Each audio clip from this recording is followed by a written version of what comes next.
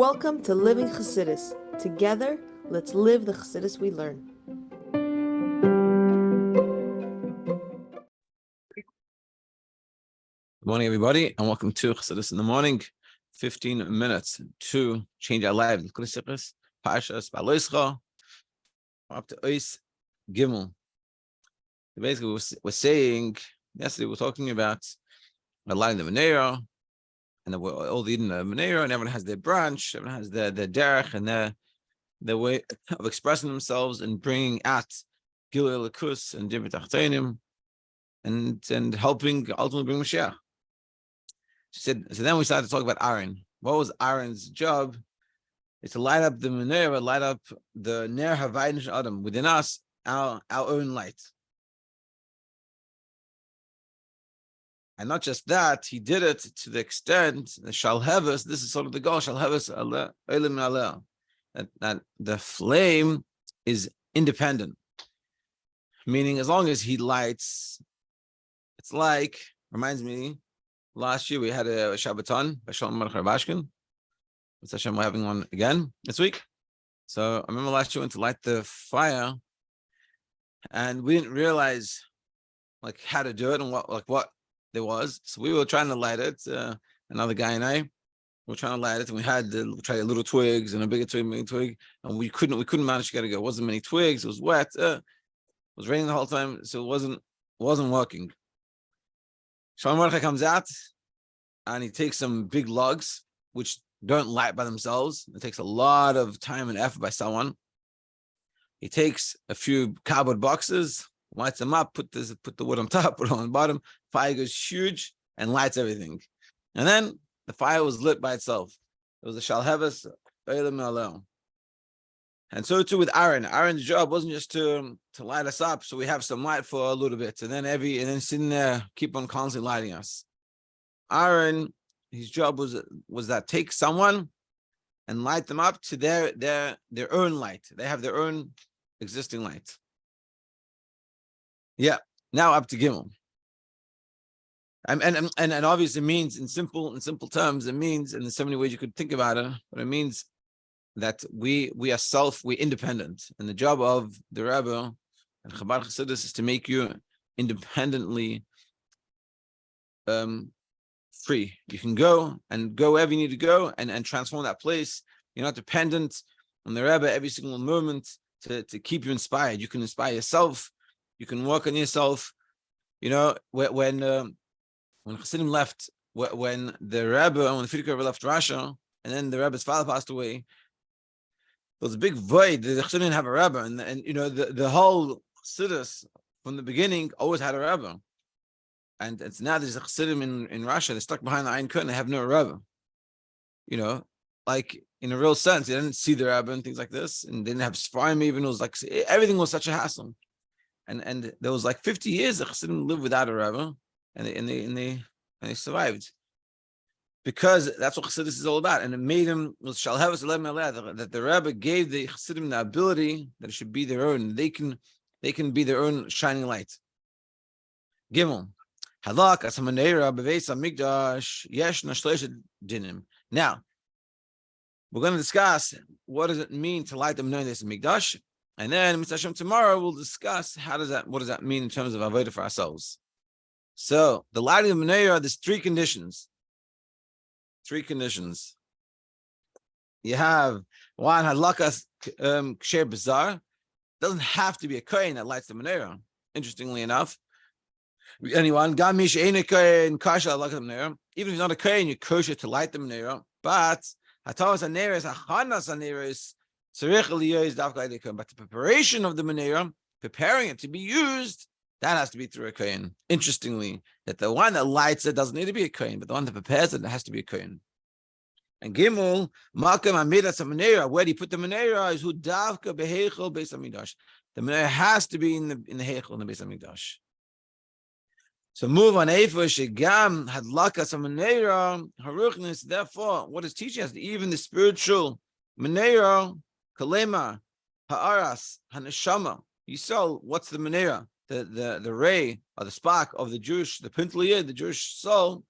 In order to light up the soul of a yid, we have these three conditions. The three conditions that anyone can light it, but it has to be prepared through Aaron, through the Kohen, and it has to be lit in the Mikdash, in the Heichel. So how does this all work? Let's see. Halachas kasher bizarre, lighting it is kosher even with a non-Kohen. Avodas ashbas ala zulas, meaning having, in order to have an effect on someone else. And spreading the wall springs, chassidus outward. This is teaching us it's not just for specific type of people. Me teach, me give a shir, me say a vart. Who am I? I'm a simple person. I'm just simple balchuva. I don't know anything. I didn't learn anything. I barely know Aleph base. I'm going to start teaching. So what are we learning from the menora? To light the menora could be of anyone. This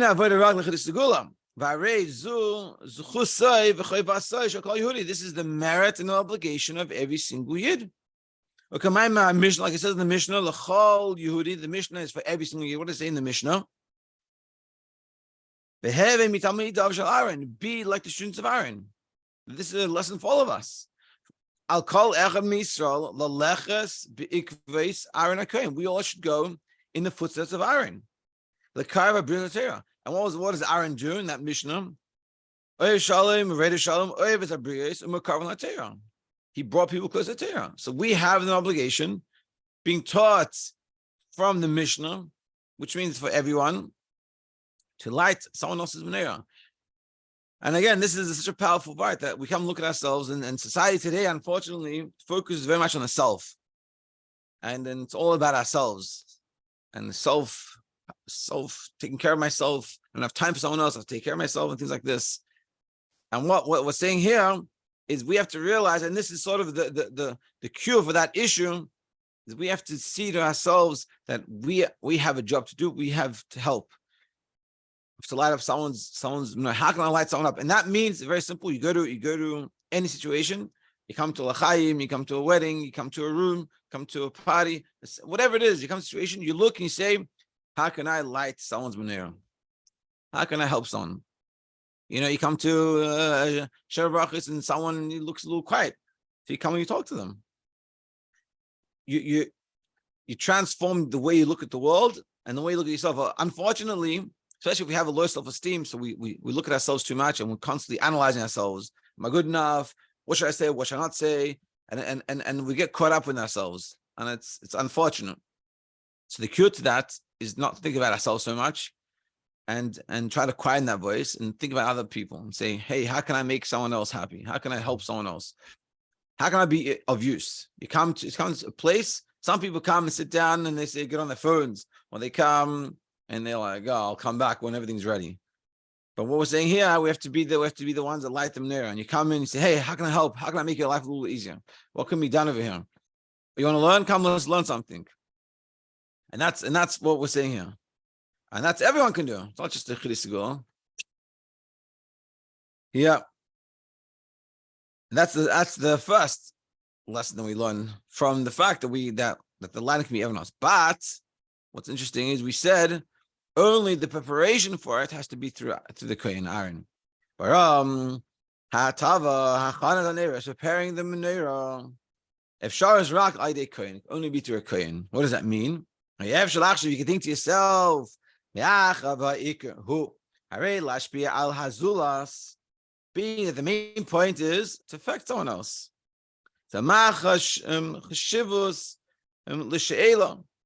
What's the difference? Which way? What's the difference? Which way I'm going to do it? The main thing is I'm going to have an effect on someone. I'm going to explain to them an idea in Torah. Well, if you have a nasi, according to what I understand, what I think is good for him to understand. I'm going to teach you something that's good for me and good for him. And therefore also have an effect on him. Meaning it's like an example. I heard once someone said, I think someone came to the Rebbe when there came a mitzvah tefillin. And he had the whole idea of the tefillin campaign, get every male over 13 to put on tefillin and go to the streets and get people. It was a wild, wild idea. So someone was like, I think maybe you should do a mitzvah tzitzis, get people to put on tzitzis. So that's what he's saying. Like, the preparation of the menora, it's through the kohen. If you're not a kohen, you can't prepare. Meaning you have ideas. I think we should do a mitzvah, this, whatever it is. We have to follow what the Rebbeim told us. What the Kohen tells us to do, that's what you do. You want to know what to do, that's what you do. Someone once asked that Chabad, a lot of times at first, someone complained once, I heard this thing, someone complained about Lubavitch, about Chabad, that person they teach people is Tanya. It's not necessarily true, but it's for sure it happens, and for sure it's a good idea. So he complains, you teach him first Chumash, and then you can teach him other things. Chumash is the foundation. So one of the answers that are given is that when you teach him Tanya, you also teach him Chumash. Why? Because when you teach him Tanya, you teach him everything. You give him the source of everything, and then he's like, I got to learn Chumash. Chumash, and if you think about it, when you teach someone Chumash, it's not an easy sefer to learn. Maybe it's easy to technically understand, but to understand this is the foundation of everything. It's not simple. Whereas Tanya teaches you, there's a lakus, there's an eibishter, there's a dir b'tachteinim, there's a neshama, what's going on inside of you, and all these things. And with that, you understand what's going on, and then you realize, hey, this is the Torah. I need to go learn this Torah. And you understand that Torah is a holy thing. But the point we're saying here is that in the preparation of the menora, what to do, how to affect a yid, we can do the lighting, we can go and be the foot soldiers. But who prepares it? It's the Rebbe. It's the Aaron. It's the Kohen. We could think to ourselves, yeah, and that's what he's saying. And that's why the lesson comes from the menora.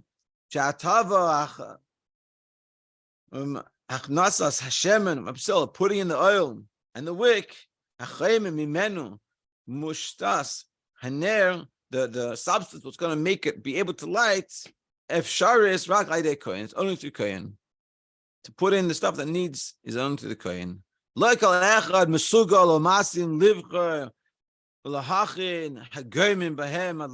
everyone can come and put in the oil and the wick. It's only the Kohen. And this is a very important lesson that why people complain a lot. Also, the complaints have been about. We talked about, I think, last week or 2 weeks ago. Maybe it was different. Anyway, we're talking about how people complain that the Rebbe comes with his mitzvahs and he doesn't speak to the Jewish world, all the other gedolim of the world. So the answer is this: you have to be Aaron a Kohen. I'm not saying they're not Kohanim, but they're not on the same level. And it's only through a Kohen is the one that makes it possible that you can light these things. And that's what we're saying. Kohen hu she'ein lo chelek nachlo atzmo. What's a Kohen? Kohen has no self-interest, no inheritance for himself. Ella Hashem hu nachlo asay. It's Hashem is his inheritance. Gefish Rambam kasu. Okay, so like Rambam writes, talking about inheritance in Eretz Yisrael. Kohen didn't have the land was divided, but the Kohen didn't have any inheritance in lands. Why? Because it says over there, because Hashem is his inheritance. Like it says in the Rambam, Hashem nadava ruchay hulu lahavdil, that he was decided that he's going to separate them. Misha moved out. B'chumius, only someone that's separated from physicality. V'chol muhusay he lidabek b'Hashem u'lavodasay. Only someone that is totally given over and wants to cleave to Hashem and to do Hashem's avodah. B'kechay lahativ.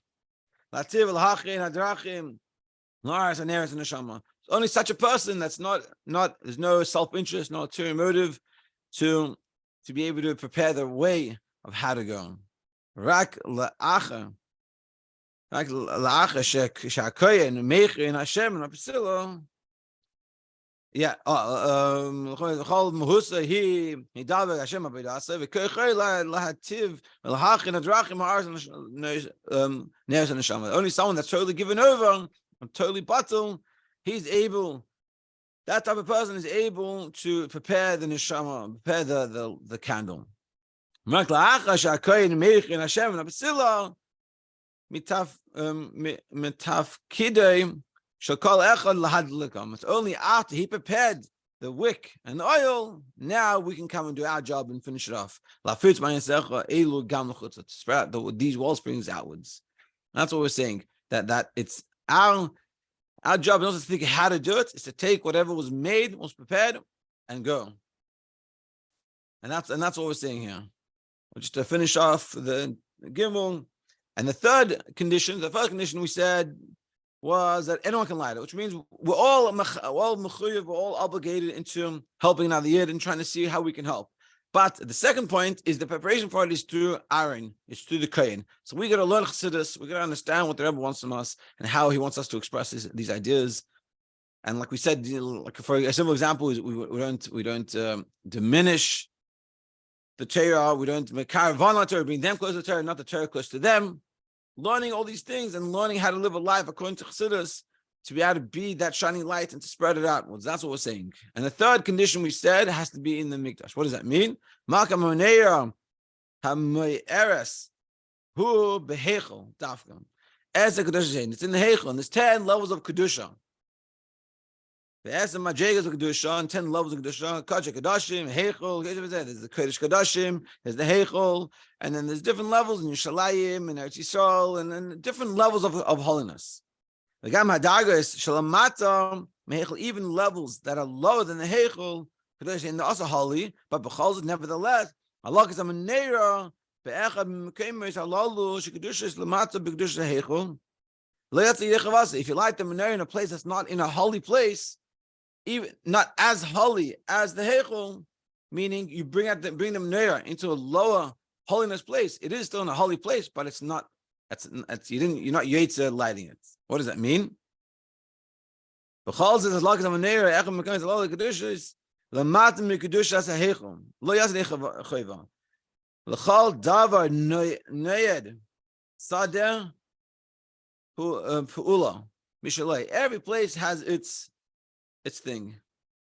The tafkid shalom menora la'ir behechel. The purpose of the menora is to light in the hechel.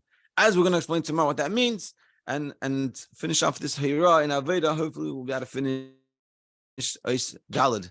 Have an amazing day.